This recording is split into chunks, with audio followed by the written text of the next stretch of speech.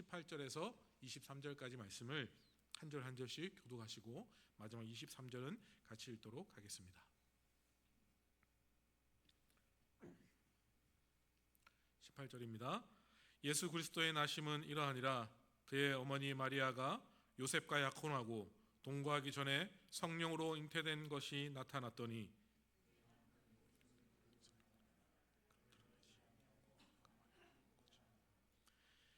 이 일을 생각할 때에 주의 사자가 현몽하여 이르되 다윗의 자손 요셉아 내 아내 마리아 데려오기를 무서워하지 말라. 그에게 잉태된 자는 성령으로 된 것이라.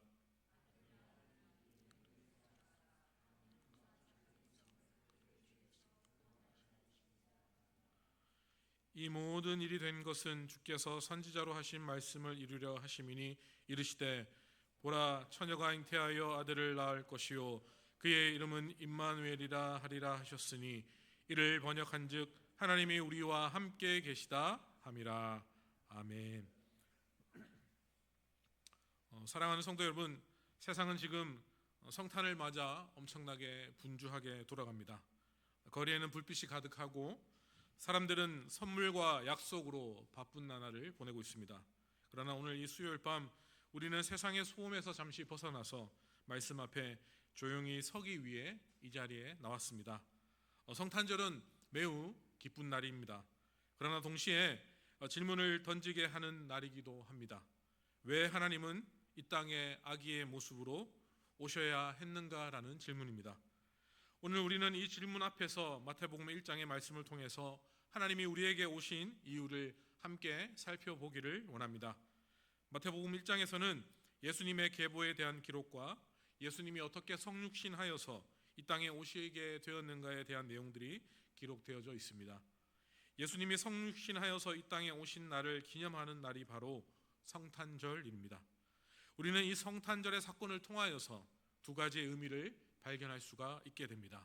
그것은 바로 예수님의 나심과 예수님의 오심입니다. 예수님의 나심의 사건이 너무나도 중요하여서 학자들은 예수님의 탄생을 기점으로 역사를 기원전, 기원후로 나누게 되어졌습니다. 즉 예수님이 태어나기 전의 역사를 기원전의 역사이다라고 부르고 그 이후에 기원후 역사이다라고 그렇게 부르는 것입니다. 믿지 않는 사람들도 예수님의 나심과 탄생을 역사의 기준과 시점을 바꾸는 매우 중요한 사건이다라고 이렇게 보고 있다라는 것이죠. 또한 세계적으로 많은 종교들이 있지만 유독 예수님의 탄생을 기념하는 성탄절만큼은 전 세계 사람들이 모두 즐거워하는 날이기도 합니다. 나라와 민족과 종교를 뛰어넘어서 성탄절만큼은 매우 대부분 나라와 사람들이 기뻐하고 즐거워하는 날, 기분 좋은 날로 여기고 있다라는 것입니다. 지구상의 수많은 나라와 민족이 이렇게 성탄절을 좋아하는 이유는 아기 예수님이 태어나신 날이 매우 기념적인 날이다라는 사실을 인정하고 있기 때문이다라는 것입니다. 그런데 예수님께서 이 땅에 아기 예수님으로 나신 사건을 많은 사람들이 기념하고 좋아하지만 정작 그 사건 속에 들어있는 성경의 메시지를 전혀 귀 기울이지 않고 있다라는 것입니다. 그저 자신들만의 기분 좋은 웃음과 감성만을 채우는 로맨틱한 날로 혹은 사랑하는 이들과 함께 지내는 특별한 날로만 여기고 있는 것이 오늘날의 안타까운 현실이다라는 것입니다.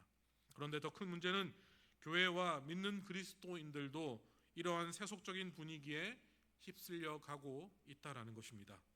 그렇기 때문에 믿는 우리들이 먼저 예수님의 나심과 탄생 속에 담긴 성경적인 의미와 바른 메시지에 더욱 귀를 기울이는 노력을 해야 한다라는 것이죠. 그리고 그러기 위해서 예수님의 나심과 그 탄생을 단순히 기념적인 일로만 바라보는 관점에서 벗어나서 예수님이 이 땅에 오실 수밖에 없었던 이유에 대해서 살펴볼 필요가 있다라는 것입니다. 하나님과 동등되시고 하나님의 독생자 외아들이신 예수님이 왜 인간의 몸을 입고 이 땅에 오셨는가? 그분이 이 땅에 오신 이유와 목적에 관심을 가져야 한다는 것입니다.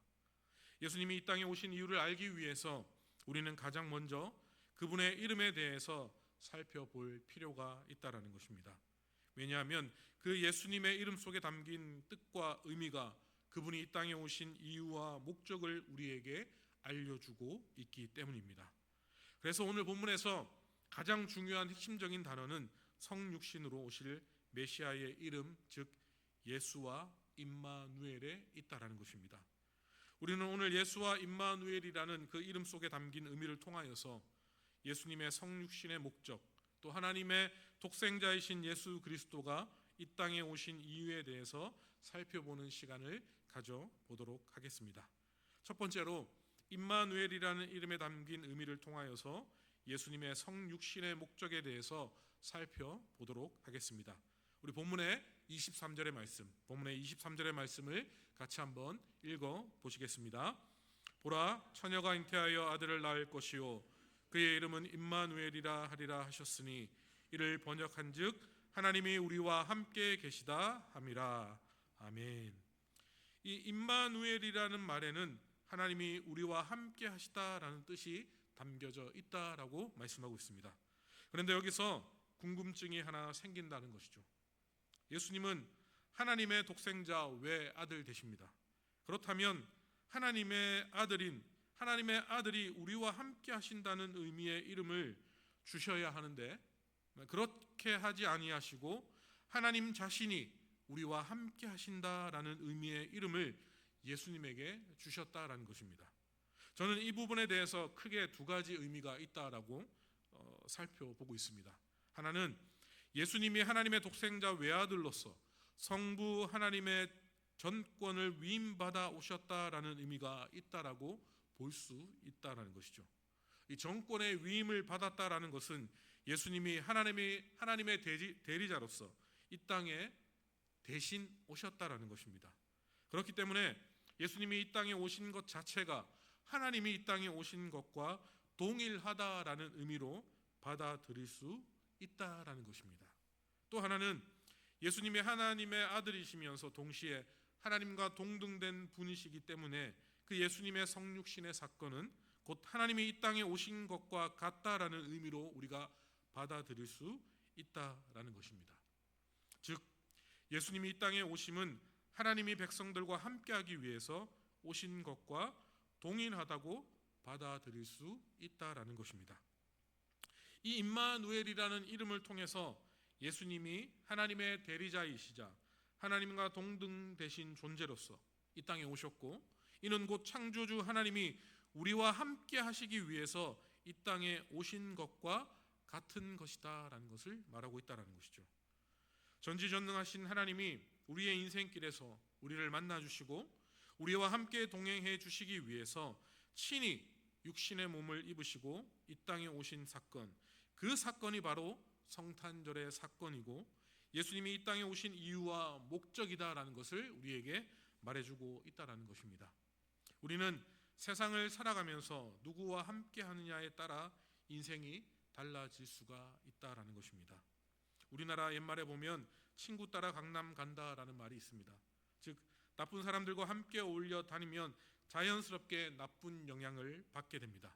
그러나 반대로 좋은 사람들과 함께 어울려 다니면 자연스럽게 좋은 영향력을 받게 된다라는 것입니다. 그래서 우리 주변에 좋은 친구, 좋은 동료들을 두는 것이 정말로 중요하다라는 것입니다. 이처럼 내 주변에 어떠한 사람이 있고 내가 어떠한 사람들과 함께 하느냐에 따라서 우리의 인생은 많은 변화를 겪게 되는 것입니다. 하물며 하나님과 동등되신 예수님과 가까이 하고 또 그분과 함께하는 인생을 살아간다면 우리의 인생은 너무나도 크게 달라지게 될 것입니다.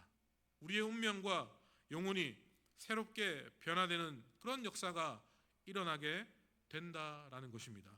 그래서 고린도후서 5장 17절에 보면 이렇게 선포하고 있습니다. 우리 고린도후서 5장 17절의 말씀을 함께 읽어 보시겠습니다.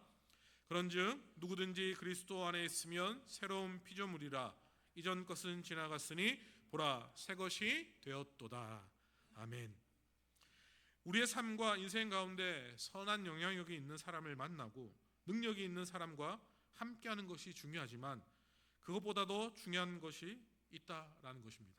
그것은 바로 이 임마누엘의 사건의 주인공이신 그 예수 그리스도를 만나고 그분과 함께 살아간다라는 것을 말하고 있다라는 것이죠.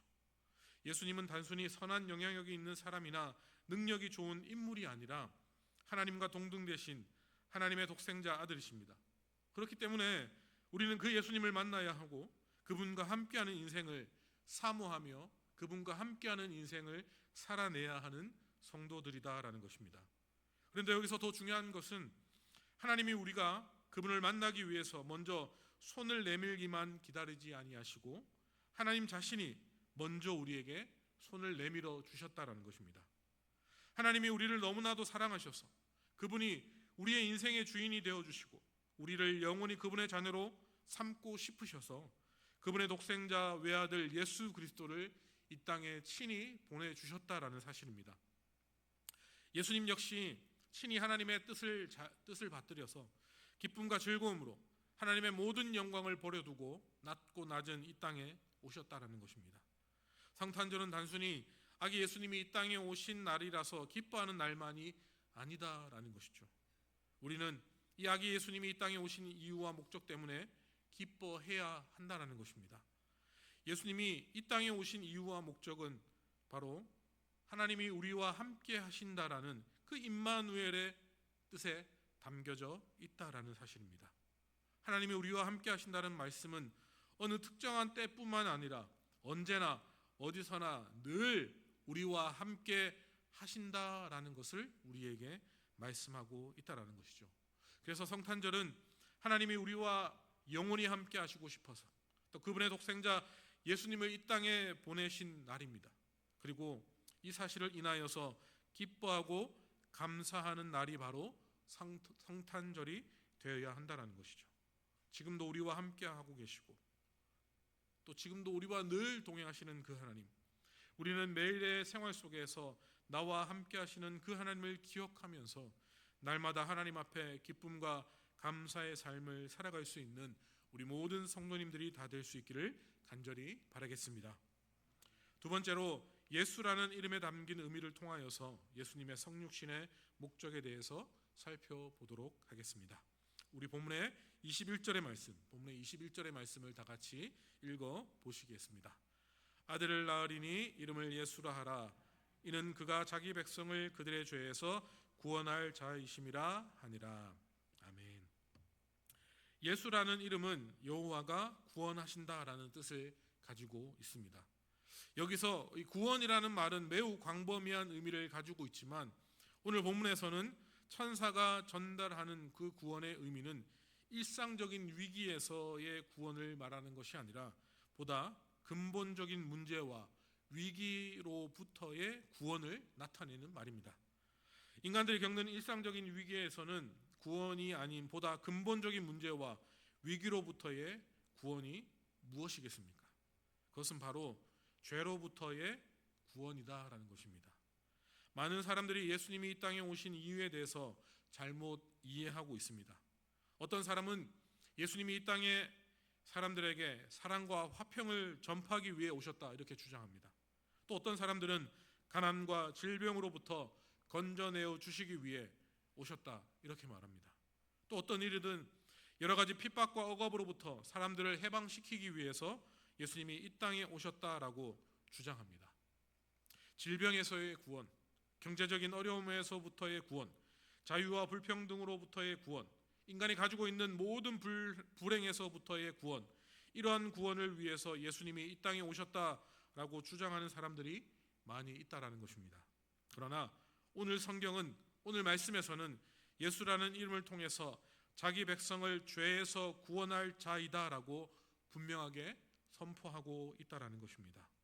즉 예수님이 이 땅에 오신 목적은 죄로부터 하나님의 백성들을 구원하기 위해서이다라는 것을 우리에게 분명히 말씀하고 있다라는 것입니다. 만약 하나님 보시기에 인간에게 가장 필요한 것이 경제적인 어려움의 극복이라면 유능한 경영자나 경제학자를 보내주셨을 것입니다. 또한 사회적 불합리와 불평등에서의 해방을 원하셨다면 뛰어난 정치적인 지도자나 전략가를 보내주셨을 것입니다. 질병이나 육신의 연약함으로부터 구원을 원하셨다면 뛰어난 의사나 치료자를 우리에게 보내주셨을 것입니다.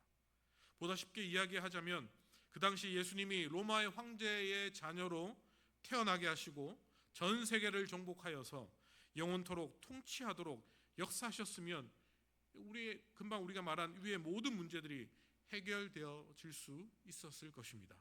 그러나 하나님은요, 우리 인간들에게 필요한 것이 이러한 것들이 아님을 아셨다라는 것입니다. 도저히 인간들의 힘으로는 해결할 수 없는 문제, 그들에게 가장 절실하게 필요하지만 정작 그들 자신들은 그 사실을 알지 못하고 그렇게 살아가고 있는 문제를 해결해 주시기 위해서 예수님을 이 땅에 보내주셨다라는 것입니다. 그것이 무엇입니까? 바로 죄의 문제, 구원의 문제였다라는 것입니다. 하나님은 죄의 문제를 해결해 주시고 죄가 가져오는 영원한 저주와 죽음에서 구원해 주시기 위해서 우리에게 친히 구세주를 보내주셨다라는 사실입니다.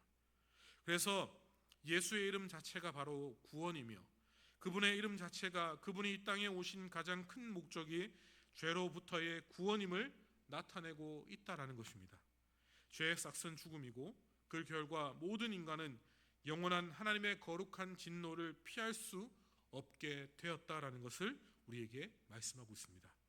그래서 하나님은 죄로 인하여서 영원히 저주받고 멸망당해야 하는 우리들을 구원하시기 위해서 하나님의 아들이신 그 예수님을 이 땅에 보내주셨다는 것입니다.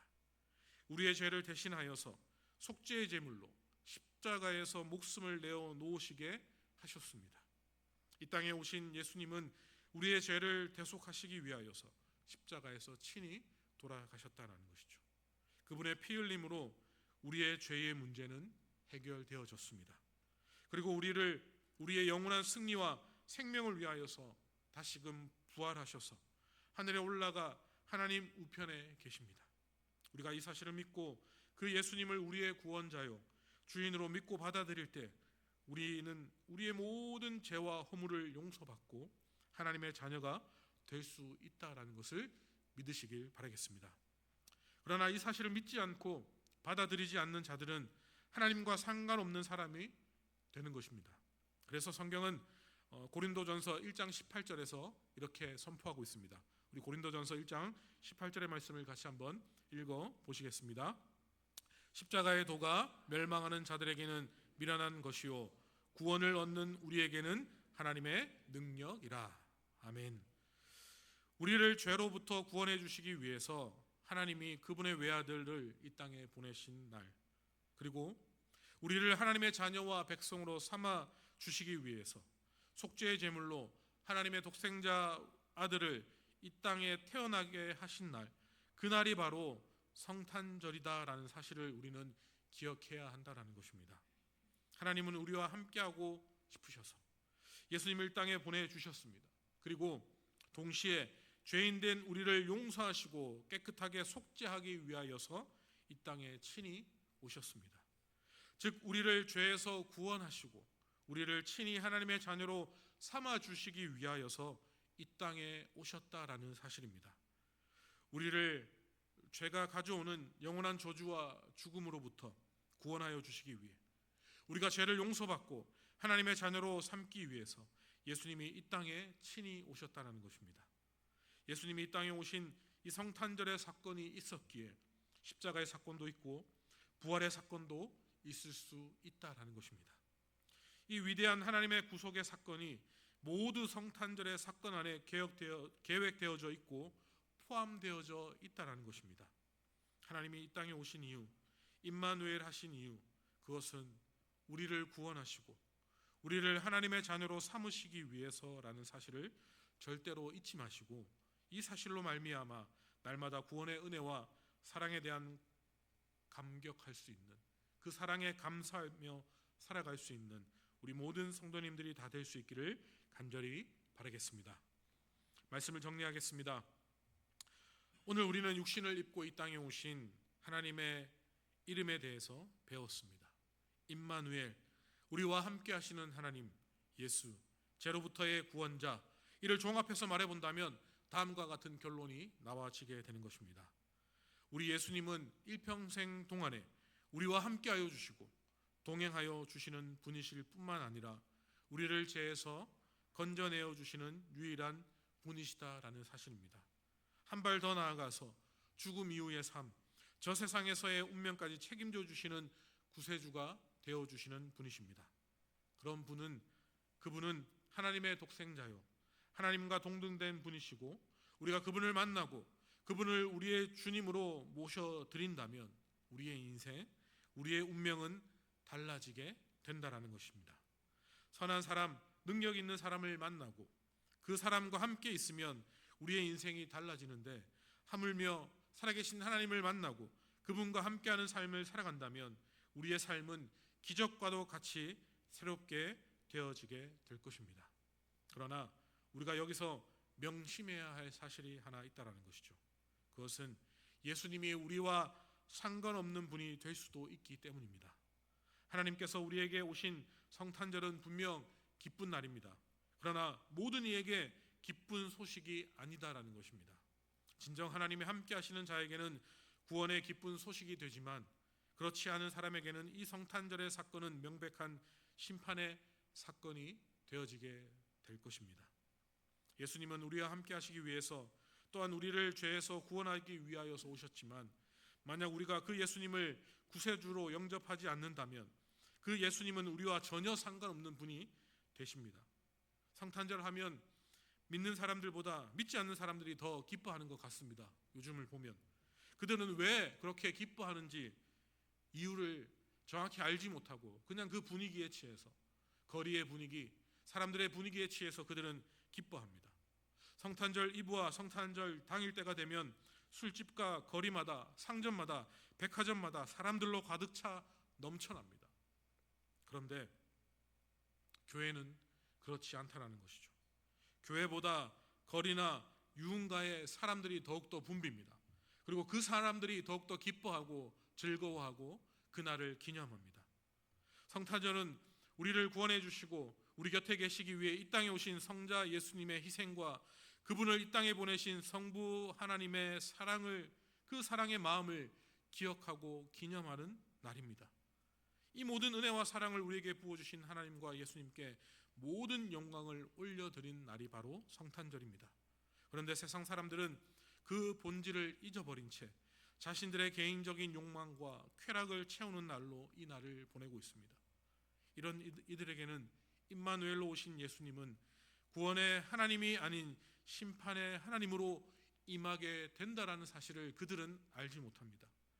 임마누엘의 하나님으로 오신 예수님은 우리를 구원하시고 우리와 함께 하시기 위해 이 땅에 오셨지만, 그분을 구세주로 믿지 않는 사람들에게는 인생의 마지막 날에는 심판의 하나님으로 만나게 되어진다라는 것을 말씀하고 있습니다.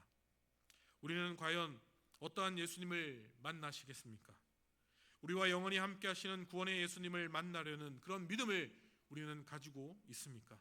아니면 심판의 예수님을 만나려는 그런 불신을 가지고 있는지 우리의 믿음을 다시 한번 돌아보아야 하는 것이죠. 저와 여러분은 나는 나를 구원할 수 없는 그런 사실을 깨닫고 하나님 독생자 외아들이시며 우리의 유일한 구세주이신 그 예수님을 믿음으로, 그 예수 그리스도를 영접함으로 임마누엘의 하나님, 구원의 하나님이 되시는 그 예수님 앞에 기쁨과 감사와 감격으로 나아갈 수 있는 그런 성탄절을 맞이할 수 있는, 그런 성탄절의 기쁨을 하나님께 영광 올려드릴 수 있는 우리 모든 성도님들이 다 될 수 있기를 간절히 바라겠습니다. 아멘. 우리 다 같이 찬양하시고 우리 찬송 간정 부르시고